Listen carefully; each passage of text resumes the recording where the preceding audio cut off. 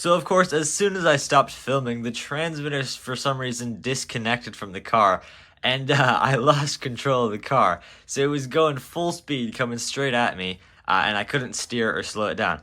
Thankfully, though, it kind of veered off to the side and went under one of our pine trees. I cleaned it all off already, but it was it was a little bit covered, so it was just stuck going full speed, and I couldn't do anything about it. So I had to drag it out from underneath the tree and turn it off like that. But I'm glad it didn't hit anybody's house or hit any other people or anything like that. So I threw some new batteries in the transmitter, so maybe that was it. I ran it again yesterday and I didn't have a problem with it after. So hopefully that was just it. Anyways, thank you so much for watching. I hope you really enjoyed this video. I had a ton of fun making it. If you want to see another cool video about this truck, you can click right here for that. And if you want to see a full playlist of videos about this truck, you can click right here for that. And I'll see you over there.